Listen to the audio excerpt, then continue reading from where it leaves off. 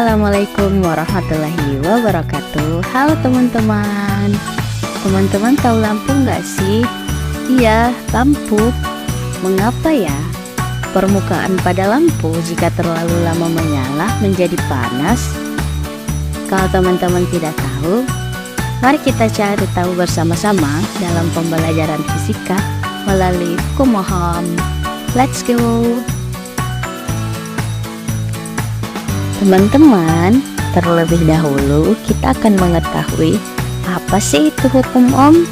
Jadi, hukum Ohm merupakan prinsip dasar dalam dunia kelistrikan yang menjelaskan tentang bagaimana hubungan antara arus listrik, beda potensial listrik, serta resistansi listrik dalam suatu rangkaian listrik. Hukum Ohm pertama kali ditemukan pada tahun 1827, ditemukan oleh seorang fisikawan dan matematikawan asal Jerman, yaitu Georg Simon Ohm.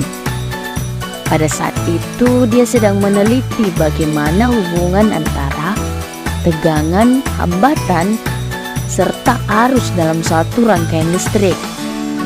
Setelah melakukan penelitian, ia merumuskan sebuah hukum yang diberi nama hukum Ohm. Hukum Ohm berbunyi, besar arus listrik yang mengalir melalui sebuah penghantar akan berbanding lurus dengan beda potensial atau tegangan yang diterapkan kepadanya dan berbanding terbalik dengan hambatannya. Dari bunyi hukum Ohm tersebut, secara matematis dapat digunakan dengan persamaan V sama dengan I dikali R, di mana V adalah tegangan listrik dalam satuan volt, I adalah arus listrik dalam satuan ampere, dan R adalah hambatan listrik dalam satuan ohm.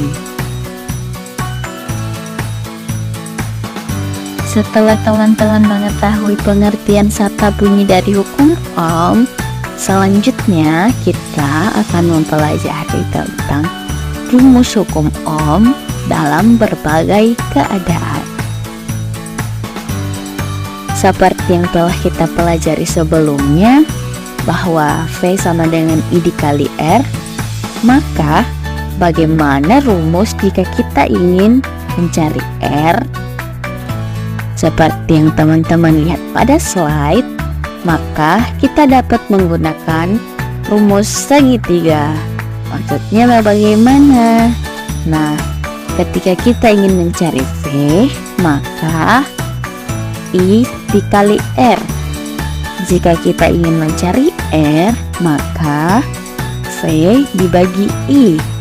Dan jika kita ingin mencari I, maka V dibagi R. Nah, seperti yang kita ketahui, I itu adalah arus listrik, V itu beda potensial, dan R adalah resistansi.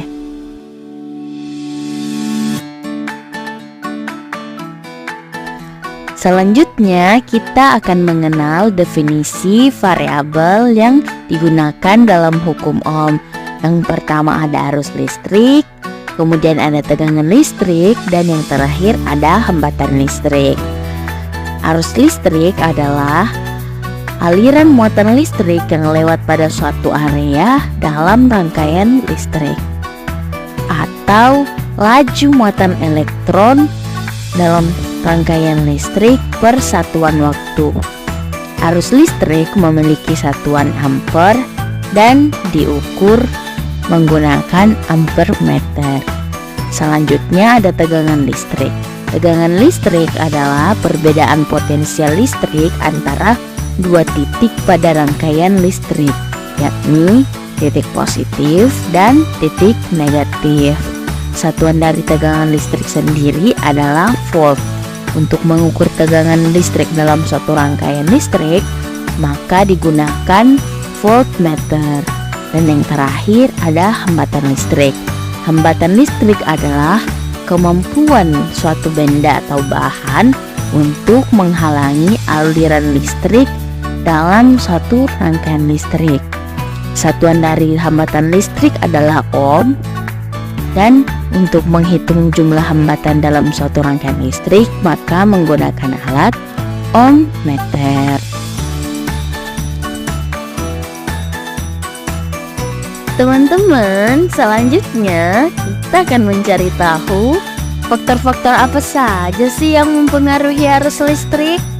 Jadi, faktor-faktor yang mempengaruhi arus listrik dalam hukum Ohm, yang pertama ada tegangan listrik atau beda potensial listrik. Arus listrik dapat mengalir karena adanya beda potensial antara dua titik pada suatu rangkaian listrik. Arus dapat mengalir dari tempat yang memiliki potensial lebih tinggi ke tempat yang memiliki potensial lebih rendah. Jadi, tanpa adanya potensial listrik ini, maka arus listrik dalam satu rangkaian tidak dapat mengalir. Yang kedua ada hambatan listrik. Hambatan listrik adalah kemampuan suatu benda atau bahan untuk menghambat aliran listrik dalam suatu rangkaian. Semakin besar hambatan listrik, maka semakin kecil arus listrik yang mengalir. Sebaliknya, semakin kecil hambatan listrik, maka semakin besar arus listrik yang mengalir. Yang ketiga ada muatan listrik. Semakin banyak muatan listrik yang mengalir, maka arus listrik akan semakin besar. Teman-teman masih ingat tidak pertanyaan yang pertama? Mengapa ya lampu jika terlalu lama menyala permukaannya menjadi panas? Hal ini disebabkan oleh adanya energi listrik yang dirubah menjadi energi cahaya dan panas oleh filamen lampu. Ketika arus listrik mengalir melalui lampu, ia akan menghasilkan panas. Semakin besar arus listrik yang mengalir melalui lampu, maka semakin besar pula panas yang dihasilkan.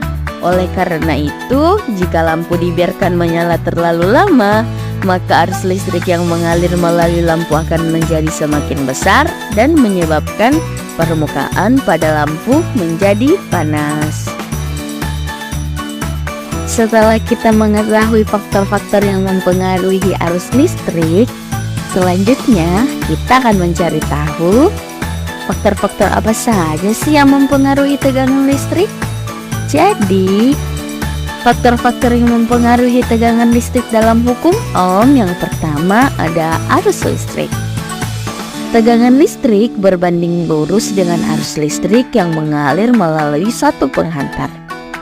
Semakin besar arus listrik, maka semakin besar pula tegangan listrik yang dihasilkan. Yang kedua ada hambatan listrik. Tegangan listrik berbanding terbalik dengan hambatan listrik. Semakin besar hambatan listrik, maka semakin kecil tegangan listrik yang dihasilkan. Setelah kita mengetahui faktor yang mempengaruhi arus listrik serta tegangan listrik, maka selanjutnya kita akan mencari tahu faktor-faktor apa saja sih yang mempengaruhi hambatan listrik. Jadi, dalam hukum Ohm, faktor-faktor yang mempengaruhi hambatan listrik yang pertama ada panjang penghantar.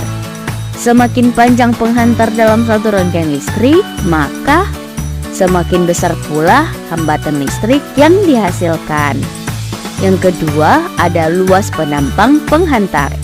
Semakin kecil luas penampang penghantar, maka hambatan listrik yang dihasilkan akan menjadi semakin besar. Yang ketiga, jenis bahan penghantar. Jenis bahan penghantar dalam hambatan listrik juga sangat berpengaruh, karena setiap bahan yang digunakan memiliki nilai resistansi yang berbeda-beda. Ada yang memiliki nilai resistansi yang kecil, ada pula yang memiliki nilai resistansi yang besar.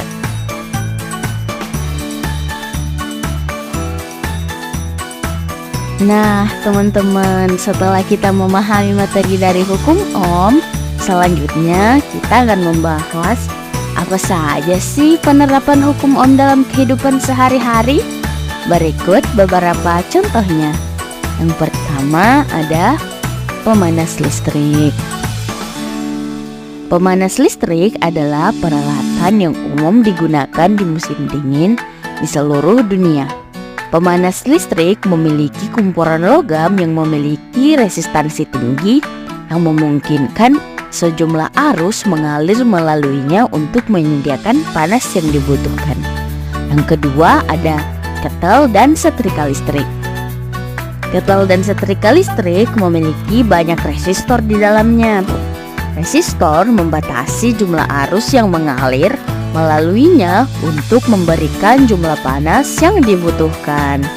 Yang ketiga, ada kipas angin rumah tangga.